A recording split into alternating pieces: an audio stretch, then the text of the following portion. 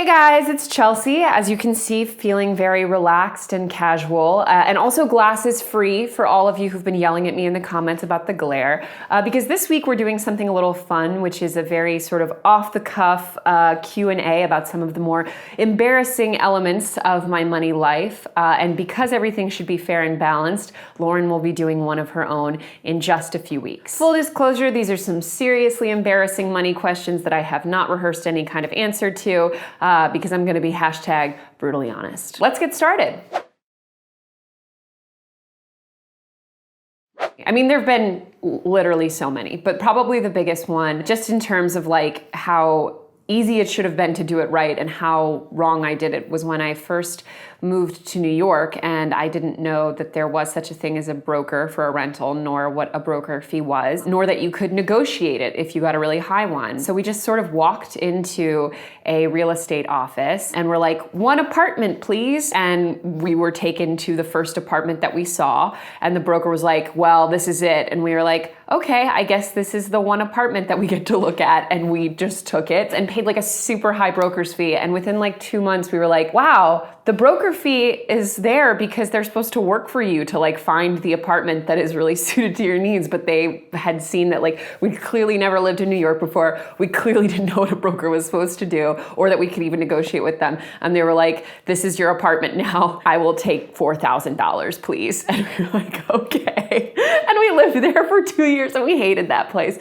So now, of course, I know that like the broker A, you can negotiate with them, and B, they have to show you a bunch of stuff to really earn their keep. And even then, they're not really worth it. But like, there you go. That's what I really messed up on because I was ignorant.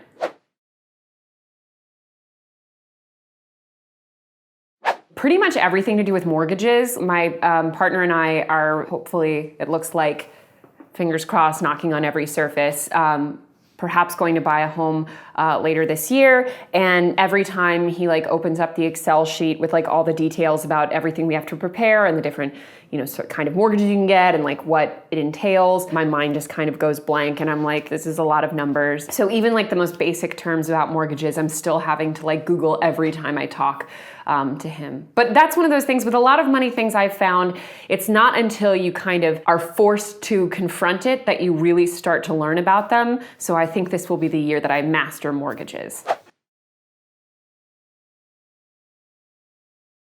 Oh my gosh, always buying on sale. My mother hates me. I mean, she loves me, obviously, but every time she sees me buying something or hears about me buying something, she's just like, Chelsea, you shouldn't be allowed to handle your own money, because I don't have either the patience or the sort of proper timing to buy everything on sale. And my mother is like a master. I honestly think, with a few exceptions, she's almost never bought anything from like, you know, a vegetable to a home, not on the best sale possible. So she's just a maven with all things sale, and my mom has always been like, only a fool pays retail all my life, only a fool. And I try to live by it, but it's like, it's a skill you have to master to be able to really negotiate that every time. And that's definitely something I want to get better at, because my mom is like, that's her second profession, is buying shit on sale. All of them. I mean, as I've mentioned in many videos, the vast majority of the reason that I was bad with money was because of anxiety and then, of course, ensuing stress.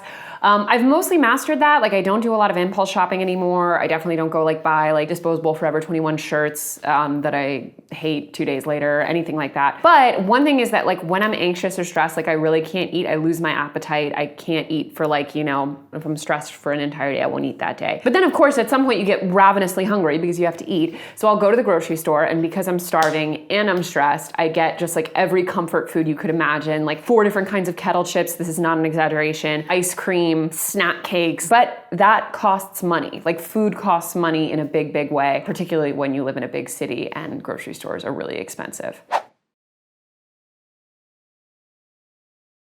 I remember a couple years ago, I gave myself a money resolution that I was gonna have a certain amount in savings by the time I was 25. So I guess, yeah, this was several years ago. And then it was one of those things where like every year it was just like, when I'm 27, when I'm 30. And I've never had that amount in savings for the past, like I did, but then obviously starting a small business, you kind of have to deplete your savings. So I definitely don't have the emergency fund that I promised myself that I would have, which is embarrassing because it makes you feel like a child, you know, it makes you feel extremely vulnerable vulnerable. And obviously I have a partner, I have family members that I could go to if there was an emergency, but not having, for example, enough money to cover the full deductible on my insurance every year if I got into like some terrible accident just makes me feel really childish. So this coming year will be the first year that as a small business owner, it will be possible to rebuild that savings, and that's definitely priority number one.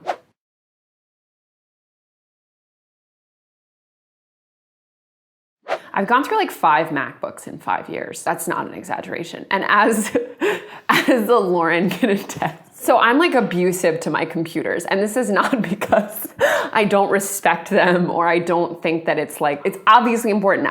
Not only am I a writer, but it's also like my one business tool. Like I need my laptop. So obviously I take it seriously. I don't like spill things on it or whatever. I mean, like I definitely eat over it. So like there's crumbs in it all the time, but like you can just do the little like air, the canned air. But I type like 100 words a minute and 90% of my job is just typing. So like I type so hard that it like destroys my keys within 3 months. Like my current laptop, like all of the faces of the keys are completely eroded away, and I've owned it for like 5 months. And it's terrible. Like, and then the computer before that, I like accidentally used it in front of a candle and it like burned a hole into the screen. Like I have the worst luck with computers, and then I'm also just like a very heavy user on them, so I just really mess them up. And it sounds extremely wasteful, but I do get, if you break down the purchase of these computers into how much use I get out of them, then they're actually pretty cheap per use, but